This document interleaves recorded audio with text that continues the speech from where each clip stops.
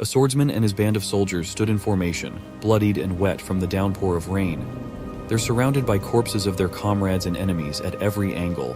The swordsman is getting frustrated, and these goons keep grinding them down bit by bit, non-stop. It's a group of cold-blooded killers sporting dark attires and masks, and they are relentless. Not giving the swordsman any time to breathe and regroup, they launched another coordinated attack. Their powerful momentum and brilliant blade skills quickly toppled the soldiers' formation. Once the vanguard was dealt with, the killers immediately shifted focus to the swordsman, the leader of the band. He did not let the sight of his fallen brothers distract him from the blade of the enemy. The swordsman picked the optimal path to neutralize multiple enemies at once and took it. With every slash he made, blood was spilled on the ground quite violently too. At this rate, there would be no end to this fight. He'll have to make his last stand regardless of his chances. All he could say is that these people are cold-blooded bastards. He was supposed to do some business with the most prominent military and economic figures in the region, but it has led to this. They made a deal, and he would wind up getting stabbed in the back, literally and figuratively. Alas, the swordsman will do his best to protect his master in the carriage, even if that comes at the cost of his life. He rallied his remaining men to hold on with everything they had, as help would be on its way.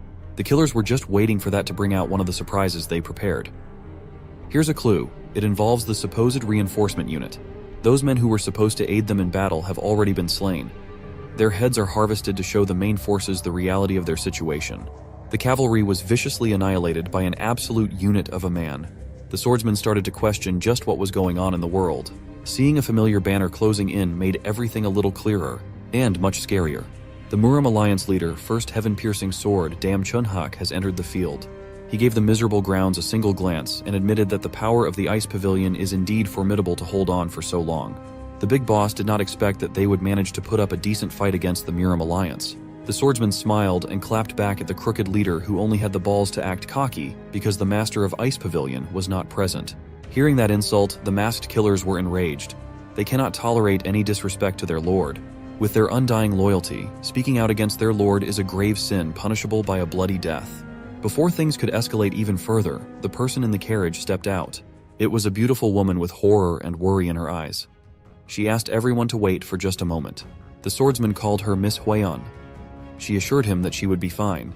Surprisingly, the crooked lord also ordered his death squad to back off, and they dutifully complied. In the middle of the blood-soaked ground of the battlefield, a lady and the imposing old man confronted each other. Miss Huayan wanted to have a discussion with the lord, but he started venting about how she was deceived by monkeys to run away from home, a disgrace to Dam Chunhak's name. However, he believes that everyone makes mistakes and can be forgiven.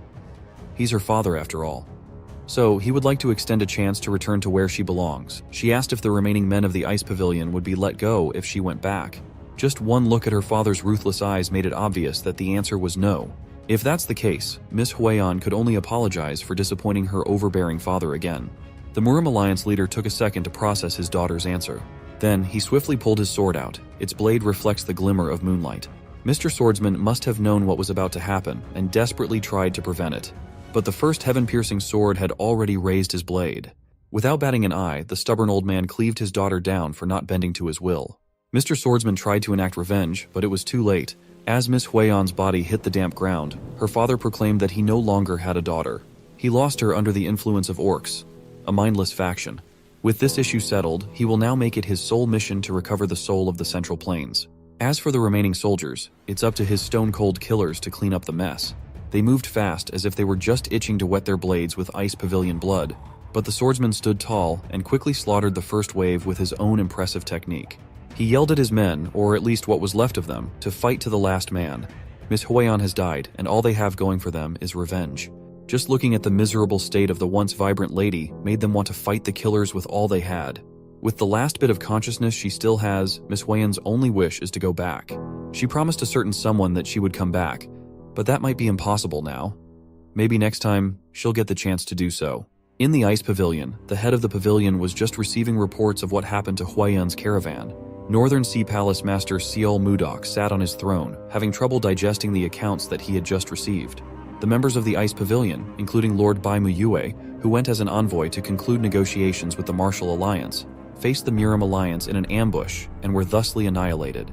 Hearing this report reiterated finally broke Mudok's restraint. A blizzard originating from the throne lit up the room. The messenger and his trusted aides remained silent as their master's emotions crystallized into anger. Seol Mudok slowly stood up from his throne with a lust for vengeance. He proclaimed that he would wage war on the Murim Alliance and wipe out every last member of the Murim Alliance. Mudok will wipe them off the map if it's the last thing he does. With the entire combat force of the Northern Sea Palace behind him, the Central Plains are about to witness a show of force never seen before. Years later, on a winter night, the war waged by the Northern Sea Palace reached its climax. With their unstoppable momentum, it did not take long to push the powerful alliance leader on the ropes. He looked around the red snow and the corpses of his men and wondered just how they got annihilated so helplessly. On top of his multiple lethal wounds, Lord Dam Chunhak's inner power is completely depleted. With no signs of hope, he requested a quick death at the hands of the Northern Sea Palace master. Seol Mudok looked down at the supposed powerhouse with utmost resentment. Before ending it all, he wanted to ask why a father would do what he did to his daughter. Why would a man end the life of his child? Much to everyone's surprise, Dam Chunhak actually snickered in response and refused to answer the question. In his perspective, the daughter of the leader, who plays love games with a barbarian like Seol Mudok, is deplorable. It would be a greater mistake to let her live and continue tarnishing his reputation. Mudok did not waste any more words for this bastard. He just raised his hand and beckoned the power of ice. With his death in sight, Dam Chunhak taunted Mudok one last time. The palace master may have taken over Jiangnan, but he would never have gotten what he wanted most. That earned him a hole pierced by ice right in the middle of his chest. After everything he had worked for to reach the top, his arrogance ultimately ended him. Before he breathed his last breath, his entire life flashed before his eyes. Days when she would carry his little daughter on his shoulders.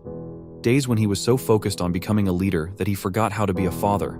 The times when he overbearingly dictated how Huayan should live. That night, when she finally had enough, she snuck away from her comfortable life. The last thing that the bastard remembered was cleaving his daughter to death. The monster actually thinks he has the right to feel infuriated and resentful. This night marks an essential pivotal point in history. With the death of the Murim Alliance leader Dam Chunhak, the 6-year-long Great Battle came to an end. The living legend of the Northern Sea, the Northern Sea Palace Master, Seol Mudok, came out with the victory. That night was also the moment he occupied the highest seat in the region, becoming the uncontested ruler of the Central Plains. However, Seol Mudok showed no emotions of joy or celebration. He simply gazed at the moon calmly, letting the snow fall around him. With the war over, an era of peace started. In the Lord's quarters, a lone dying flower in a flower pot sat on his desk. After everything was said and done, all that was left for Mudok was this dying flower. He still can remember Huayan fervently calling him to check something out. She stormed into his room with the fully bloomed flower. Apparently, it's the Lotus of Love. The Lotus of Love is a flower that only blooms when it senses true love between couples. Huayan cannot help but tear up. She never doubted his feelings for her, but she was starting to worry that the lotus wouldn't bloom, but it had bloomed beautifully. It's proof that her love was not one-sided, and Mudok truly loves her. He wrapped her in his warm embrace and proved that he only had eyes for her. He has since been grateful for this flower for making Huayan so happy. As a show of his undying love for the lady, Mudok intends to fill an entire garden with Lotus of Love flowers. It will be a tribute to the love of his life. No matter how hard he tried, he just can't forget her. The guy waged war against the whole Murim Alliance for her, after all. Much to Mudok's surprise, the dying Lotus of Love started glimmering and blooming once again. This shouldn't be possible, right? So, he called his trusted shadow, Muyong, and the loyal servant immediately appeared. Mudok needs someone who can explain what just happened before his eyes. He needs experts, even if the entire Central Plains must be searched. Muyong took the master's orders and quickly worked on it. A few days later, preparations were done, and a group of people were brought to the palace. The Manbakja, who are said to know everything in the world, have been gathered at the Northern Sea Ice Palace. They still have no clue as to why the new superpower of the region called for them. Their confusion won't continue for too long as a commanding voice from the sky ordered them to come forth. A door opened, letting in a blinding light. They don't know what they're walking into, but it's not like they have any other choice. Once everyone laid eyes upon what was outside of the room, the Manbakja were stunned. In front of them was a lush garden full of Lotus of Love. Even the most experienced scholars of Manbakja have never seen a garden filled with these legendary flowers in their entire lives. Most people might not even see one in their life. The character for love is inscribed on the stems of the flower as if it's embroidered by the gods. It is undoubtedly the Lotus of Love. How could someone even cultivate so many of such a rare flower? Mudok asked the Manbakja if they liked the flowers.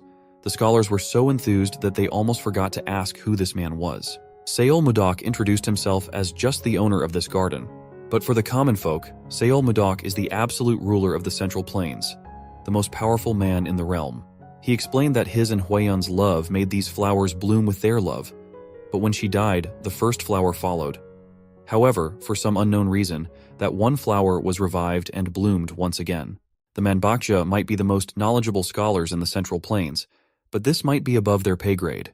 Thankfully, no matter how obscure this phenomenon was, the oldest Manbakja can think of one possible reason for this. Mudok's hopes were raised as he intensely asked the old man what that possibility could be. He thinks that this phenomenon could be attributed to a person being reborn in a new body. In other words, reincarnation. It's possible that the palace master's deceased lover has been reincarnated somewhere in the world. Mudok's curiosity and obsession were piqued. The old man insisted that if his theory doesn't stand, then there's no other explanation for the second bloom. Finally, the palace master has regained some semblance of hope. He succeeded in entering the Central Plains and unifying the entire region, fulfilling the long-cherished wish of the Northern Sea. But all that it left him was emptiness. Now is the time to remedy that. As the Northern Sea prospers, his longing for Huayan only grows. The day he lost her, he just couldn't find a purpose to continue living aside from the burning hatred against the Murim alliance. So, Mudok wants details and plans at once. Well, it is said that the lotus of love glows when two lovers are in the same place. This concept will be their basis. He knows this to be true. That night, when Huayan showed him the lotus, it glowed for the first time. But carrying a live flower might be difficult, so the old man suggested crafting the lotus of love into a piece of jewelry to easily carry. Mudok entrusted everything to the old man and the Manbakja. Departure will be scheduled in 10 days, so all the preparations should be done by then. If everything goes well, he promised to reward each of the Manbakja with 100 niang of gold. I don't know how much that is, but it sounds like generational wealth to me. The palace master walked out of the garden. The scholars were excited to work on the game plan. This one meeting lifted Mudok's spirits out of the dump. He really thought that he'd never get to see the love of his life ever again. But now he has hope once more. He has a purpose. This time he swore to never let go of this hope. No matter where Huayan might be, even if it's in the deepest depths of hell, he will follow. He could only hope that Huayan could wait for him. It's been a while since the search began. The team, led by the palace master, continues to set sail in search of the possibly reincarnated Huayan. Inside the ship, Mudok has been stressing over the routes they need to scour. They had nearly covered the entire Central Plain, and the only place left to look at it was Hainan. It has been 3 years and 5 months since he started the search for the love of his life, yet he hasn't found her anywhere in the Central Plains. During this time, he never neglected his cultivation. Mudok has advanced from the transformation realm to the profound realm. He experienced complete metamorphosis twice, and yet the search continues to bear no fruit. His only hope is the region of Hainan. With the lotus of love jewelry around his neck, Mudok can't afford to give up now. He remembered the last time they shared a meal. He was vehemently against her going to the meeting in person, but Huayan insisted that her father had decided to personally attend the negotiations. If she's there, maybe the Murim leader will understand Mudok's vision, or it could be a trap. Still, Huayan wanted to put her trust in her father just this once. Upon careful consideration, Mudok sighed and gave in. He just can't resist Huayan's whims. He would agree with the condition that if anything seems off, she must not hesitate to get out of there and come back to him immediately. Before departing, she even left him something very important. It was a golden ring fashioned into a necklace. It's a keepsake from Huayan's late mother. It is said that this necklace has the power to return to the person who gave it. She believes that this necklace will always lead them back to each other's arms. The last thing Mudok heard her say in her sweet voice was not to worry about her, as she would never leave his side. In hindsight, he regrets letting her go like that. He knew that he should have stopped her at all costs back then. But thinking about what-ifs is futile now, especially when the ship crew is clamoring about a storm coming at the deck. The poor shipmen held on for their dear lives as strong winds and heavy rain tested their boat. Mudok came upstairs to see what the chaos was all about. A sudden storm is not on their itinerary at all. Upon seeing the full view of the storm, even the strongest man in the realm was taken aback. Looking to the side, a tidal wave as high as 3 times their ship was moving closer at an alarming speed. Mudok stood in business and activated his protective ki coupled with a 1,000-pound hammer technique. He braced himself for impact as the wave swallowed the ship whole. Most of the crew were knocked out of the ship, left to fend for themselves in the choppy seawater in the middle of a catastrophic storm. No one was safe. Everyone on the deck was vulnerable to getting swept. At this rate, this could be everyone's final voyage. Mudok can't let that happen on his watch, so he activated his telekinetic grasp. He conjured multiple beams of intangible lights that swiftly headed for the water. The telekinetic lights dove into the surface to look for any survivors who had been knocked out of the ship. This should be a good start. Mudok was confident that he could rescue everyone in time. But that might not be the case, as another tidal wave is upon them. This time, it looks a lot bigger than the last one. The remaining crew were frozen in fear of what was about to come. They can't survive something like that wave at all. Mudok reached out for his blade. He knew that the ship couldn't take much more of this cursed storm, so there might be only one viable option left. He wanted to use his blade and ice manipulation in conjunction with each other to confront the force of nature directly. The remaining crew felt the temperature drastically drop around the area. That's only natural, as the Palace Master intends to freeze the waves with his freezing ice wind technique. While he was priming his blade to deliver the attack, the Lotus of Love necklace started glowing like never before. It shone so bright that the glimmer pierced through the incoming ungodly wave. Mudok's attack has been cancelled as he was blinded by the bright lights. Losing control of his body, he was yanked out of the ship and into whatever was giving off that light in the distance. After that, the storm subsided, and the ship was left in one piece. The crew could not believe their eyes. The light was nothing they had ever seen before. The dark skies cleared up, and they found themselves in a tropical paradise with land nearby. As for the Palace Master himself, it looks like he also survived the bizarre storm, but he opened his eyes and felt and looked like hell. He scanned his surroundings and found luggage and boxes of supplies around him. He's now cramped inside some sort of carriage.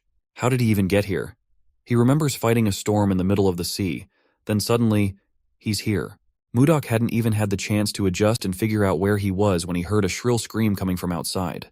Near the carriage, a few people carrying supplies were being hunted down by gigantic houseflies on a grassy plain. A lady and a little girl were hiding behind some foliage as they watched some of the houseflies get cut down. Some scholarly dude and a young man are trying their best to repel the flies with nothing but a meat cleaver in hand. They were about to get sneak attacked by one of the flies, if not for a mysterious force bursting the oversized bug to pieces and cutting its body in half. The mysterious force came out of the first-class carriage in their caravan. Once the dust settled, Sail Mudok's finger was left sticking up into the air. He reckons that he must have washed up in a forest somewhere in the Central Plains. But there is something very odd about this place's vibes. As far as he could tell, these people look like foreigners. This might mean that he washed up quite far from the mainland of the Central Plains. Then there are the bug monsters flying in the air, unrestricted and utterly revolting to look at. Flies are inherently repugnant. Mudok could easily kill the Murim Alliance leader and become the most powerful man in the realm, but even he was not immune to disgust. His entrance might have been a little over the top as he shattered the first-class carriage he was riding on, but there were more pressing matters at hand. There are foreigners and oversized flies all around him. Just what in the world is happening to his Central Plains? A fly tried to catch him lacking by speeding up like a giant bullet, but Mudok's reflexes were too fast for that trick. To retaliate, he did not even turn his head around and just cast the divine white ice palm to encase the pesky fly in a shard of ice. His technique is actually quite brutal, as the frozen crystal crumbled upon itself, crushing the fly's body into little pieces of ice shards. Mudok hates the fact that a mere beast dared to attack humans just because it has grown a little bigger than usual. To him, this is an unforgivable sin. These flies should know their place. So Seol Mudok went sped up and went sicko mode on these insects. His speed is unparalleled and his blade is peerless. His technique continuously freeze-dried multiple beasts at once. Once he was done swinging his blade, an ice sculpture of flies appeared in the air.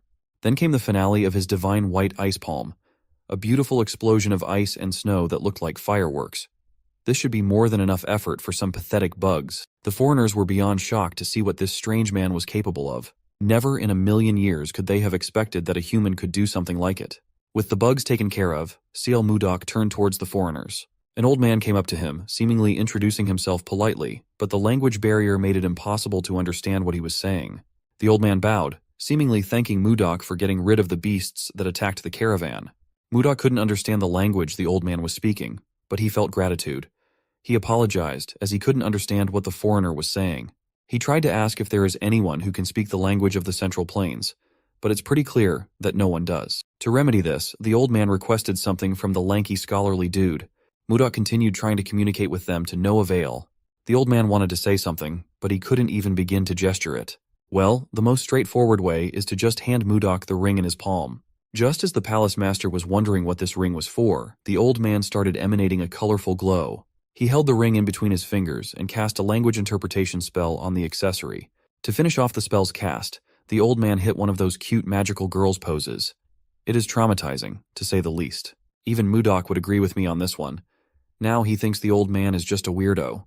The magical old man cleared his throat, and suddenly he spoke a language that Mudok could fully understand. It was fascinating. From what he saw, the old man could now speak the Central Plains language fluently because of that ring. Now that they can communicate, the old man reintroduced himself properly as Edmund Roll, the leader of the Roll Merchant Association. He wanted to extend his gratitude to Mudok for saving their humble merchant association. He also wanted to ask what the name of their savior was.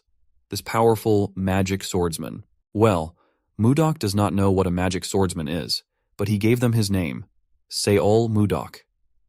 Edmund could not believe what he had just heard. Did this guy just say that he didn't know what a magic swordsman was? A magic swordsman is someone who uses both a sword and magic, just like Mudok. It's self-explanatory, bro. The problem is that Mudok does not even have a clue what magic is. Now Edmund is really bugging out. This white-haired stranger just shot ice right in front of everyone, and now he claims that he doesn't know what magic is. Just where on earth did this Mudok come from? Well, the palace master hates having his questions unanswered. As Seol Mudok was about to snap from confusion and impatience, Edmund was having a hard time finding the words to explain these basic concepts. He would have stood there thinking forever if Mudok had not come up to him with ice magic in his hands, demanding answers. At least Edmund confirmed that what they have in their midst is a certified nutcase. The balding old man locked in. Since this Mudok guy doesn't know, he'll just explain in simple terms before he goes ballistic and goes on a crazy rampage. In the end, Edmund is forced to explain just what this foreign concept of magic is in the world. The two talked until the sun went down. Only then did Mudok feel satisfied with the new things he learned. The palace master never would have thought that there was something called magic in this part of the Central Plains. The world is indeed vast. Edmund kept hearing the guy yapping about the Central Plains, but he didn't even know where or what that place was. When he asked, Mudok got mildly offended. Why would this old man ask where the Central Plain is when they're currently standing on it? Mudok asked the old man if he had forgotten where they were right now.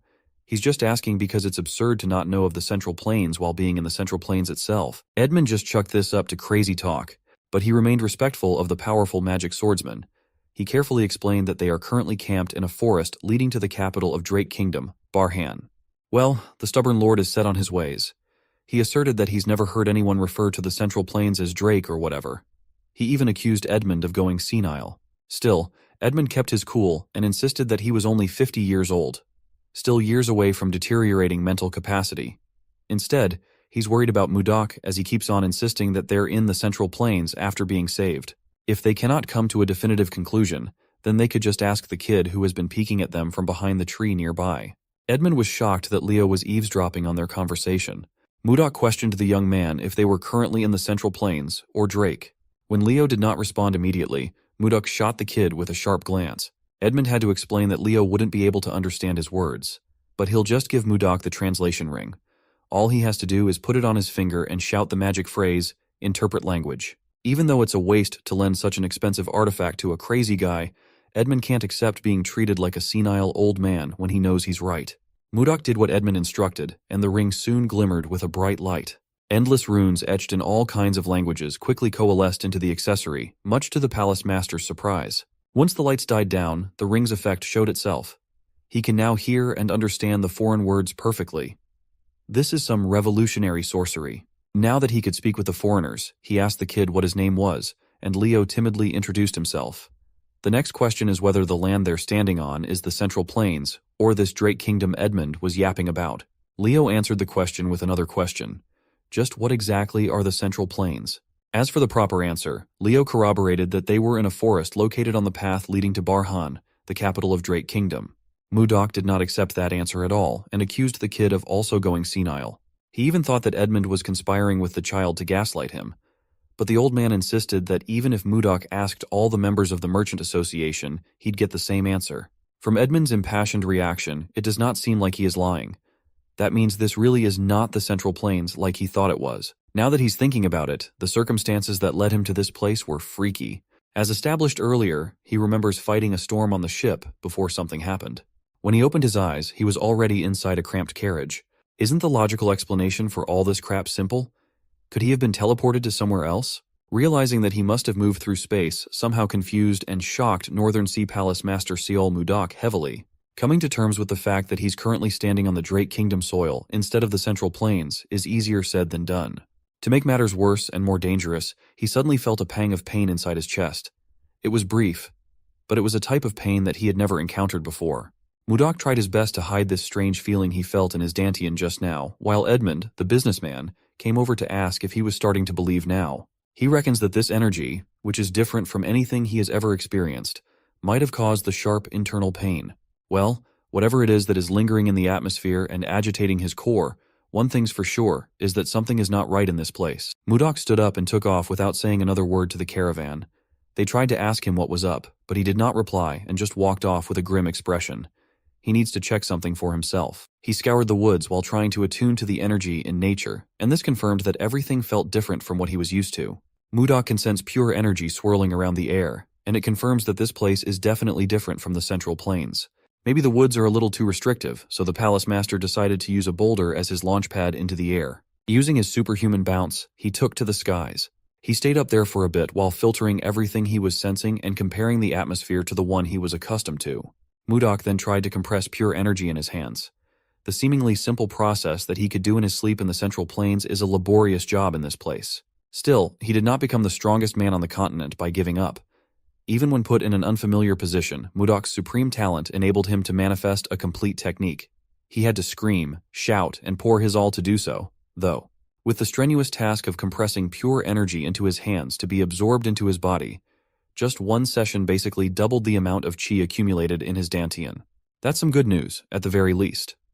However, the problem and mystery of how he ended up in this foreign place still stand. Mudok's heart and mind are still focused on his goal to find Huayan as soon as possible. While he was aimlessly flying through the air, he noticed the jewelry dangling on his neck. Could it be that this teleportation mumbo-jumbo was caused by the light emitted by the necklace back in the thunderstorm? Huayan said that this special accessory has the power to return to the person who gave it after all. Maybe this was his chance. If he was sent here to these foreign lands, it must be for a reason. It must be to look for the love of his life. In the event that this idea pans out, then Huayan must be in this place. Back in the business caravan camp, Old Man Edmund is running out of patience for that strange magic swordsman that just up and left. They can't really do much. That guy was utterly unpredictable, but also insanely strong. The most deviously dangerous combination there is. Sail Mudok cleared his throat and reappeared in front of everybody. He was pleased to see that every one of the crew was here, as he was going to need a lot of information. He politely apologized for leaving so suddenly, stating that he had some business that needed attending to. Also, he has a few questions. Edmund awkwardly smiled and entertained the magic swordsman's question, but inside, he's feeling creeped out by Mudok's smile. First, the Palace Master wanted just one more confirmation if what that boy, Leo, said was the truth. If they really are currently inside something called the Drake Kingdom. Edmund answered affirmatively. At the moment, the caravan is aiming to go a bit further in the trail to reach the capital city of this kingdom, the city of Barhan. Now, the magic swordsman wanted to know more about Barhan. A kid laughed and butted into the conversation, commenting that Mudok seemed to be absolutely clueless about their current location, almost as if he's one of those people who spend all their time training in the mountains. The kid has heard stories about eccentric people, oddball geniuses like this magic swordsman, but this is his first time seeing one in the flesh. Mudok just rode the wave and let them think that he's an expert training in the mountains and has only come out today to experience the world. This was certainly a convenient excuse as to why he did not know anything about what was happening or where he was. Barhan, Drake. He had never heard of these places before. Perhaps he can extract some more information from the cheeky kid. Seeing that some of them had different colored eyes, Mudok assumed that this must be a land of the Western barbarians he had only heard about. Fortunately, the kid seemed enthusiastic at the thought of teaching an expert magic swordsman about the world. It seems like he even had something special prepared to maximize this lecture. Mudok followed the kid and asked what his name was. This cheeky little one was named Luffy. Lil Bro might just be the king of the pirates. Edmund watched as Luffy led Mudok to the campfire to share some info and stories with a grimace on his face. He doesn't like the magic swordsman's friendly act. He's not a fan of unpredictable people. That night, Luffy brought out a detailed continental map, and Mudok started learning about this place and the language the people used. As unbelievable as it was, as the lecture continued, he realized that this place was not a foreign land at all, but an entirely different world instead.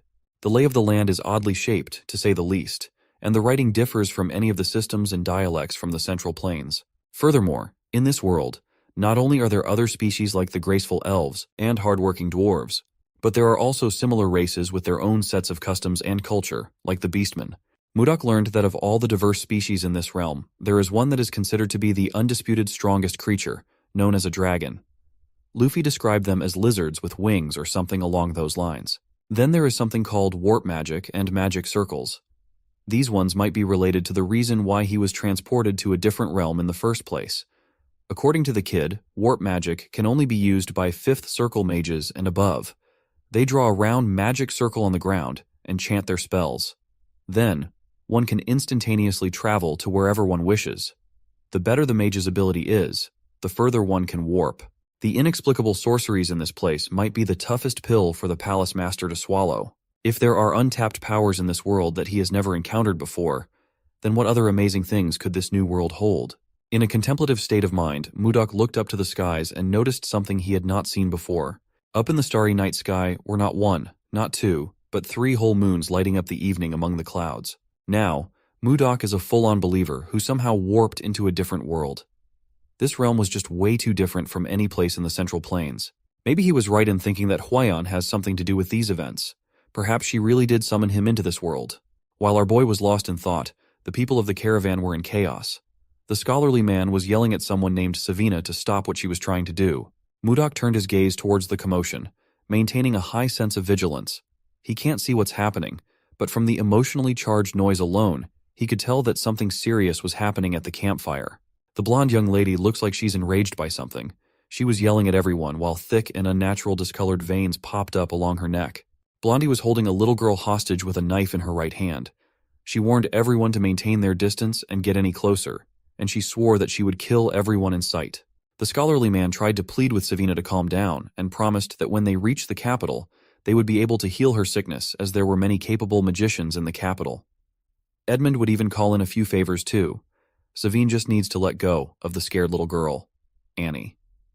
Savina doesn't buy a word that the scholarly Charles is saying. She's not a fool. Even if they reach the capital on time, healers are rare. If they manage to find one, the astronomical cost of their services would be impossible to afford. There is an assassin bug's egg lodged deep in her heart, and it can hatch into a larva at any moment, killing her. No one can deal with this problem. Charles wanted to refute what she was saying, but Savina was right. It's highly likely that she'll helplessly die soon. When the egg hatches into a larva, it won't just tear her apart. The same will also happen to Annie, who was exposed to the eggs at the same time she was in the fight earlier. Savina thinks that the only humane way to go is to die before the disgusting hatching begins while they are still in one piece and lucid. But the mysterious magic swordsman might have a few words to say to the young lady. Now that Mudok has a rough idea of the overarching situation, he reached his hand out while it emanated the essence of frost. No one saw him move. They just heard his voice, and suddenly, Savina's dagger aimed at the child's neck was now in his hand. Mudok offered to treat her in exchange. Savina was scared, confused, and paralyzed. Mudok just instructed her to come and sit down for a minute as the treatment must be done soon. Edmund interjected, asking if Sir Magic Swordsman is also well versed in the art of healing magic. Mudok admitted that he's wholly unfamiliar with the concept of magic, as he only knows a few healing techniques passed down from where he was originally from. When Mudok told Edmund and Charles to calm down for now, they felt a huge weight lifted from their shoulders. The old man came up to him and started begging for the children to be saved. He doesn't have much to give as payment, but he would gladly repay the magic swordsman with all his heart. That just creeped Mudok out. He was already going to heal the kids without all the weird old man Edmund offered. He announced that he would begin the treatment, so everyone should step back a little bit. Edmund leads his people to follow the magic swordsman's instructions to back off while Mudok walks closer to his patients. He assured Savina and Annie that there was no need to be so tense as the treatment wouldn't take long to finish. All the girls have to do is close their eyes, relax, and believe in the expert's technique. Mudok started manipulating their internal energy, which seemed to have caused minimal discomfort. The bug's egg should be near their hearts, so the focus of this operation is quite sensitive. Using just his palm and his ability to sense inner energy, Mudok tried to locate the bug eggs diligently. Upon sensing some suspicious foreign material inside the girls' hearts, he stopped, and his eyes widened. He finally found it, the root cause of what made Savina act all crazy. Their hearts are under a lot of stress while the bug eggs rapidly mature.